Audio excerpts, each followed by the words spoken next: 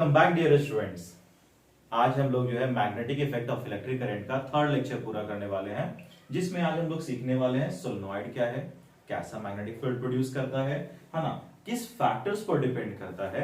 Next हम लोग पढ़ेंगे इलेक्ट्रोमैग्नेट, क्योंकि इससे भी क्वेश्चंस आते हैं, और इसका स्ट्रेंथ मतलब इसके किस तरह का ये मैग्नेटिक फील्ड प्रोड्यूस करता है और ये कैसे अफेक्ट होता है, इसके बारे में आज हम लोग डील करेंगे। ठीक है, देखो लास्ट क्लास में हम लोग डील किए थे लूप के बारे में, है ना, और स्ट्रेट कंडक्टर के बारे में। तो देखो लूप से ही अगर हम बात करें लूप की, है ना, तो एक सिंगल लूप क्या करता है, बहुत कम मैग्नेटिक फील्ड प्रोड्यूस करता है, उसका स्ट्रेंथ क्या होता है, बहुत कम होता है। ठीक है, तो क्या करते हैं कि उसका स्ट्रेंथ आप उसका इस्तेमाल उतना नहीं कर पाओगे, तो हम लोग क्या करते हैं कि एक लूप को जब कई बार रैप कर देते हैं ना, चारों तरफ लपेट देते हैं, तो जो शेप तैयार होता है ना, वही होता है सोलेनॉइड। और एक सोलेनॉइड का स्ट्रेंथ जो है, जितना ज्यादा लूप होगा उतना ही ज्यादा उसका स्ट्रेंथ होगा, मतलब है ना, ये टोटल स्ट्रेंथ ऐड अप हो जाता है।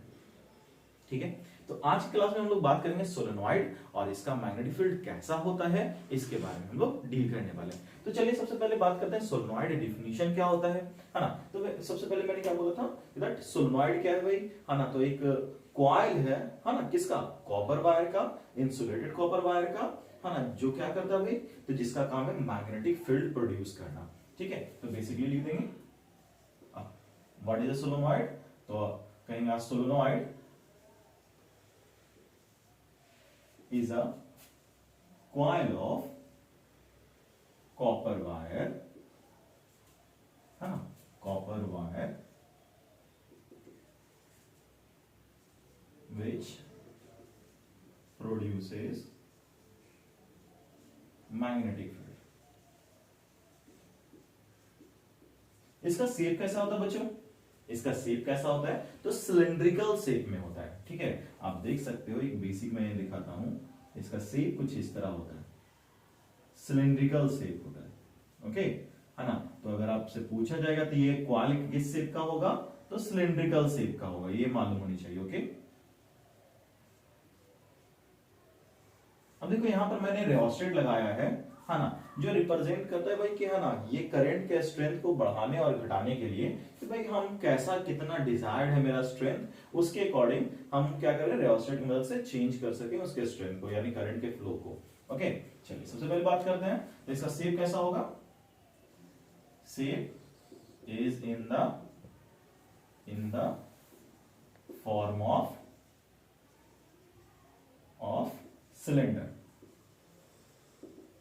ओके, इसका शेप किस फॉर्म में होगा, सिलिंड्रिकल शेप में होगा, और इसका मैग्नेटिक फील्ड किसके जैसा रिजेंबल करता है, तो ये याद रखना, जैसा मैंने आपको बताया था फर्स्ट लेक्चर में, अगर आपने फर्स्ट लेक्चर नहीं देखा है तो प्लीज फर्स्ट लेक्चर पहले देखिए, है ना, तो उसमें बताया गया था कि मैग्नेटिक फील्ड बाय अ बार मैग्नेट किस तरह का मैग्नेटिक फील्ड प्रोड्यूस करता है, तो सेम एज एग्जैक्ट जैसा बार मैग्नेट प्रोड्यूस करता है, वैसा ही सोलेनॉइड भी मैग्नेटिक फील्ड प्रोड्यूस करता है। इसमें भी दो पोल्स बनेंगे, नॉर्थ पोल, एक एंड बनेगा नॉर्थ पोल, एक एंड बनेगा साउथ पोल, ये आपको ध्यान रखना है। ठीक है ना, तो इसका रिजेंबल कैसा करेगा, इट्स है ना, magnetic field is just like कैसा, बार मैग्नेट, है ना। अब ये बार मैग्नेट कैसा करता था, तो चलिए देखें, सबसे पहले आप देखते होंगे कि बार मैग्नेट में क्या होता था कि इनसाइड द कॉइल के अंदर क्या होता था, ये पैरेलल होता था। ठीक है, कॉइल के अंदर कैसा होता है, ये पैरेलल होता है। ठीक है, अब याद रखना कि जब एजेस पर पहुंचता है ना, तो ये थोड़ा सा डाइवर्ट करता है, लेकिन बीच में क्या रहेगा, यूनिफॉर्म करंट रहेगा, या यूनिफॉर्म मैग्नेटिक फील्ड। अगर आपसे क्वेश्चन आता है कि हाँ, which type of magnetic field produced inside the solenoid, तो इनसाइड कैसा रहेगा, है ना, पैरेलल रहेगा और यूनिफॉर्म रहेगा, पैरेलल रहेगा और यूनिफॉर्म रहेगा। लेकिन जब एज पर आता है तो एज पर क्या होता है, बिखरने लगता है और ये कुछ इस फॉर्म में हो जाता है। ओके, सो ये पॉइंट आपको रिमेंबर रखना होगा, है ना। तो मैंने कहा आपको कि ये किस तरह एक्ट करता है, तो ऐसे, है ना, आप देख रहे हो, जस्ट लाइक आपको याद होगा, है ना, तो एक बार मैग्नेट भी इसी तरह का प्रोड्यूस करता था, एक बार मैग्नेट भी इसी तरह का मैग्नेटिक फील्ड प्रोड्यूस करता था, है ना। तो अगर ढंग से देखो तो ये भी बार मैग्नेट की तरह एक्ट कर रहा है। अब इसमें भी नॉर्थ पोल होगा और साउथ पोल होगा, तो कैसे पता करें कि कौन सा रीजन नॉर्थ पोल होगा और साउथ पोल होगा, तो ये मैंने आपको बताया था सेकेंड लेक्चर में, उसे भी है ना पीछे जाके एक बार देख लेना, है ना। और ये जरूरी है बच्चों कि आप दोनों लेक्चर देखिए, आफ्टर दैट इस लेक्चर को देखिए, तो आपको क्या होगा, ज्यादा क्लियरली समझ में आएगा। ओके, नाउ हम लोग बात करते हैं, एक बार मैं फिर से बता देता हूं कि कैसे पता करना है। देखो करंट फ्लो तो कर रहा है पॉजिटिव टर्मिनल से, अब अगर ये क्लॉकवाइज इंटर करेगा, कैसा इंटर करेगा, क्लॉकवाइज, ठीक है। सपोज आइदर ये क्लॉकवाइज इंटर करेगा कॉइल में या एंटी क्लॉकवाइज, तो देखो क्लॉकवाइज कर रहा है मतलब ऐसे डायरेक्शन में, है ना। क्लॉक आप देखते हो इस साइड मूव करता है ना, तो क्लॉकवाइज, तो इट इज साउथ पोल। कैसा बनेगा, साउथ पोल। देखो इसके डिजाइन में भी आपको पता चलेगा कि क्लॉकवाइज है तो साउथ पोल और एंटी क्लॉकवाइज है, ओके, तो एंटी क्लॉकवाइज है तो नॉर्थ पोल। ओके, तो ये आपको रिमेंबर रखना और नेसेसरी है। आपसे पूछा जाएगा कि भाई इसका बताओ, है ना, नॉर्थ पोल किधर होगा, साउथ पोल किधर होगा, क्योंकि उसका जरूरत इसलिए होता है कि आप बता पाओगे। नेक्स्ट टॉपिक आएगा आपका फ्लेमिंग्स, है ना, लेफ्ट हैंड रूल या force on a current carrying conductor, तो उसमें आपको इसकी जरूरत पड़ेगी। भाई मैग्नेटिक फील्ड का डायरेक्शन आपको मालूम रहेगा तभी आप निकाल सकते हो कि फोर्स किस डायरेक्शन में, यानी किसी भी कंडक्टर पर फोर्स किस डायरेक्शन में लगेगा। वो कब मालूम होगा, जब आपको करंट मालूम होगा, करंट का डायरेक्शन मालूम होगा, और साथ ही साथ आपको मालूम क्या होना चाहिए, दैट कि किस डायरेक्शन में मैग्नेटिक फील्ड, ये दो नेसेसरी चीजें, तो आपको इसमें भी मालूम होनी चाहिए। ओके, है ना। और इसका किससे रिजेंबल करता है, तो बार मैग्नेट की तरह करता है। तो आपको ध्यान क्या रखना कि अगर क्लॉकवाइज आप देखो, आपको पहले अरेंज कर लेना है। सपोज ये आपका सोलेनॉइड है, आप इस साइड से देख रहे हो, अच्छा ये क्लॉकवाइज इंटर कर रहा है, it means that this region is act as south pole, और इधर क्या हो रहा है, एंड ऑब्वियस है कि एक साइड अगर साउथ पोल तो दूसरा साइड नॉर्थ पोल। तो ये याद रखना है, क्लॉकवाइज अगर करंट इंटर कर रहा है कॉइल जिस साइड में, वो साउथ पोल, और उसके opposite side north pole. Inside क्या होगा, पैरेलल होगा, ठीक है, यूनिफॉर्म होगा, है ना, और एजेस पर ये डाइवर्ज कर जाता है। ओके, तो इसीलिए एजेस पर इसका स्ट्रेंथ थोड़ा सा कम होगा, मतलब मैक्सिमम स्ट्रेंथ कहाँ होगा, इसका स्ट्रेंथ इनसाइड। ओके, नाउ अब बात करते हैं कि किस किस फैक्टर पर डिपेंड करता है। तो आप सब जानते हैं कि है ना, मैग्नेटिक फील्ड का सबसे मोस्ट फैक्टर है, it depends on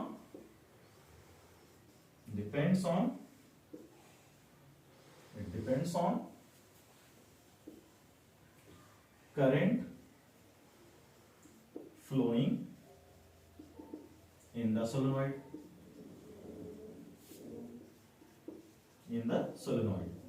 okay. Next देखो, है ना, जितना ज्यादा करंट, आप ये याद रखना, चाहे स्ट्रेट कंडक्टर हो, चाहे लूप हो या सोलेनॉइड हो, कहीं पर भी करंट जितना ज्यादा उतना ही ज्यादा मैग्नेटिक फील्ड। सेकंड, ये किस पर डिपेंड करता है, तो आप ऐसे बोल सकते हो B is directly proportional to I, है ना। नेक्स्ट देखो, मैंने क्या बताया कि एक कॉइल क्या करता है, कम मैग्नेटिक फील्ड, एक सिंगल लूप कम मैग्नेटिक फील्ड प्रोड्यूस करता है, और कई सारे लूप से मिलकर हम एक कॉइल तैयार कर लेते हैं, है ना। तो देखो जितना ज्यादा लूप होगा, मतलब जितना ज्यादा नंबर ऑफ टर्न्स होगा, उतना ही ज्यादा इसका स्ट्रेंथ होगा। नंबर ऑफ टर्न्स, है ना, in the coil. Okay, number of turns in the coil. Okay, B is proportional to small. Now, अब नेक्स्ट पॉइंट को क्या ध्यान रखना है, नेक्स्ट एंड मोस्ट इंपॉर्टेंट है, ठीक है, कि देखो मैग्नेटिक फील्ड ये जो प्रोड्यूस करता है वो इलेक्ट्रोमैग्नेट से कम होता है। क्यों, क्योंकि जब इसके अंदर हम लोग क्या करते हैं, है ना, सॉफ्ट आयरन डालते हैं, तो इसका स्ट्रेंथ कई गुना बढ़ जाता है, ठीक है। सो ये याद रखना, कोर मटेरियल, दैट इज इसके अंदर सोलेनॉइड के अंदर कौन सा मटेरियल का यूज किया गया उस पर डिपेंड करता है। तो कहेंगे nature of core material, nature of core material, understood. Okay, ये 3 पॉइंट आपको ये याद रखना है, और ये एग्जाम में इससे रिलेटेड क्वेश्चंस आते हैं। बेसिकली 2 से आएंगे, एक लूप से आएगा, दूसरा सोलेनॉइड से आएगा, और इससे तो भर भर के क्वेश्चन पूछे जाते हैं। नाउ अब हम लोग बात करते हैं इलेक्ट्रोमैग्नेट। देखो नाम क्या है बच्चा, इलेक्ट्रोमैग्नेट, है ना। इलेक्ट्रोमैग्नेट मतलब वो मैग्नेट जो किसके कारण वर्क करता है, मैग्नेटिक फील्ड के कारण, यानी इलेक्ट्रिक करंट के कारण वर्क करता है। मतलब इलेक्ट्रिक करंट फ्लो करेगा तो मैग्नेट की तरह वर्क करेगा, अदरवाइज ये मैग्नेट की तरह वर्क नहीं करेगा। तो हम सिंपल सा लैंग्वेज में बोल सकते हैं कि a magnet which acts as a, है ना, a substance which act as a magnet when current is flows through it. जब करंट उसमें फ्लो करेगा तो ये मैग्नेट की तरह बिहेव करेगा, सो मैं कहूंगा कि वो क्या है, इलेक्ट्रोमैग्नेट। ठीक है, क्या कहूंगा, a substance which acts as a magnet, है ना, which acts as a magnet, ठीक है, which acts as a magnet when current या इलेक्ट्रिक करंट, अब बेसिकली यहां पर करंट की बात होती है तो इलेक्ट्रिक करंट बोलते हैं, electric current is flows through it, है ना। अब ये बनता कैसे है, तो सोलोनॉइड में हम क्या करते हैं, अंदर में आयरन कोर डाल देते हैं, सॉफ्ट आयरन कोर, याद रखना, है ना। It is made by placing soft iron. जो सॉफ्ट आयरन क्या होता है ना, वो आयरन जो आसानी से टूट जाए, बेसिकली कह सकते हैं ये तो सॉफ्ट आयरन जो होता है ना, प्योरेस्ट फॉर्म ऑफ आयरन होता है, ठीक है। इसकी रिटेंटिविटी बहुत ज्यादा होती है, मतलब कहने का मतलब ये जो है तुरंत, है ना, सॉरी पॉइंट है, ओके। तो सॉफ्ट आयरन क्या होता है कि भाई प्योर आयरन होता है और ये आसानी से मैग्नेटाइज हो जाता है और आसानी से डीमैग्नेटाइज हो जाता है, इसीलिए हम लोग जो है सॉफ्ट आयरन का यूज करते हैं। ओके, कई बार क्वेश्चन ये पूछा हायर क्लास में, भाई why do we use soft iron, क्यों, और स्टील का इस्तेमाल क्यों नहीं करें, ठीक है। तो सॉफ्ट आयरन इसलिए इस्तेमाल करते हैं क्योंकि इसकी, है ना, जो मैग्नेटिक स्ट्रेंथ एक्वायर करने की टेंडेंसी बहुत ज्यादा होती है, मतलब आसानी से ये मैग्नेटिक स्ट्रेंथ, है ना, एक्वायर कर लेता है और आसानी से लूज कर देता है। Okay, so it is made, okay इस पर चलते हैं, it is made by placing soft iron. Soft iron समझ में आ गया क्या होता है, प्योर फॉर्म ऑफ आयरन होता है, ओके, सॉफ्ट आयरन, है ना, इनसाइड, या एज, आप एज बोल सकते हैं, as core material, as core material, है ना, in the solenoid। अगर मैं इसका फिगर बनाऊं तो कैसा होगा बच्चों, सपोज मान लो कि ये सॉफ्ट आयरन है, ओके, ये सपोज सॉफ्ट आयरन है। नाउ अब इसे मैं वायर से अटैच कर रहा हूं, या एक्चुअली कॉइल के अंदर इसे डाल रहा हूं, ओके। यहां पर रियोस्टेट इसलिए लगाता हूं कि दैट इसका स्ट्रेंथ को इंक्रीज और डिक्रीज किया जा सके। This is your electromagnet. जैसे ही आप करंट स्विच ऑन करोगे, ये क्या होगा, आसपास के जो है ना, मैग्नेटिक सब्सटेंस को ये अट्रैक्ट करने लगेगा। ओके, नाउ अब इसका स्ट्रेंथ किस पर डिपेंड करता है, तो मोस्ट इंपॉर्टेंट, देखो ओवरऑल इसी आप कहोगे सोलोनॉइड और इलेक्ट्रोमैग्नेट का स्ट्रेंथ दोनों सेम चीज पर डिपेंड करता है, इसमें थोड़ा सा हम एक्स्ट्रा पढ़ेंगे बस, ठीक है। इसका स्ट्रेंथ किस पर डिपेंड करता है ना, तो करंट, है ना, it's a strength depend on current, electric current flowing through it, electric current, okay.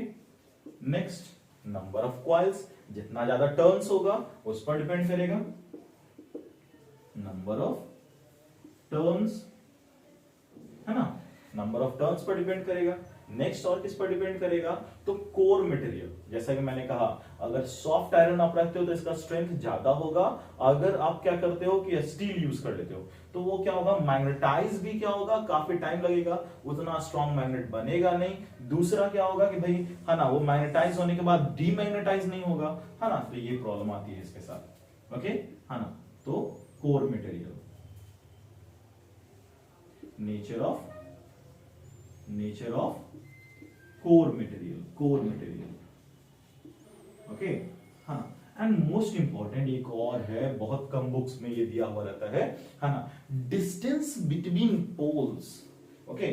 जैसे यहाँ ये दोनों एंड क्या एक्ट करेगा, as a pole, north pole और साउथ पोल की तरह, तो डिस्टेंस बिटवीन पोल्स, तो पोल्स के बीच का डिस्टेंस कम रहेगा ना, तो स्ट्रेंथ ज्यादा रहेगा, ठीक है। तो ये याद रखना, डिस्टेंस बिटवीन पोल्स, है ना, inversely proportional to distance between poles. बाकी सबसे डायरेक्टली प्रोपोर्शनल है नेचर ऑफ मटेरियल, तो भाई किस तरह का मटेरियल यूज करेंगे, है ना, डिस्टेंस बिटवीन पोल्स। आपने देखा होगा कि यू शेप मैग्नेट हम लोग यूज करते हैं, ऐसा इसलिए क्योंकि इसके पोल्स के बीच का डिस्टेंस काफी कम होता है ना।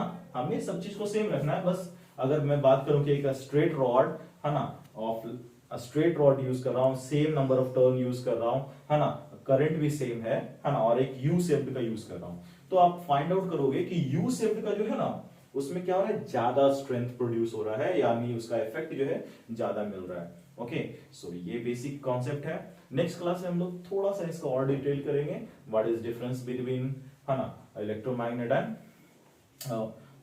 परमानेंट मैग्नेट, नेक्स्ट यूजेस क्या हैं, और हम लोग मेनली डील करेंगे है ना फ्लेमिंग्स लेफ्ट हैंड रूल का, और force on current carrying conductor, ये मोस्ट इंपॉर्टेंट, इससे भी क्वेश्चंस आते हैं। So till then keep learning, bye students, and if you like the video please like share and subscribe. मैं ट्राई करूंगा कि वीडियो की क्वालिटी और कंटेंट और से और अच्छा हो सके, ठीक है। और कुछ समय बाद ये, क्योंकि रिवीजन वीडियो है, ओके, हाँ, कुछ समय बाद डिटेल्ड वीडियो में लाऊंगा जो सारे क्लास के बच्चों के लिए, लाइक जो कंपटीशन की तैयारी करना चाहते हैं, चाहे कोई भी हो है ना, स्कॉलरशिप का टेस्ट देना चाहते हैं, उन सब में आपका वो काम आएगा। ये फॉर एग्जाम के लिए, और अपने दोस्तों को शेयर कीजिए जो एग्जाम देने वाले हैं। Okay, thank you students.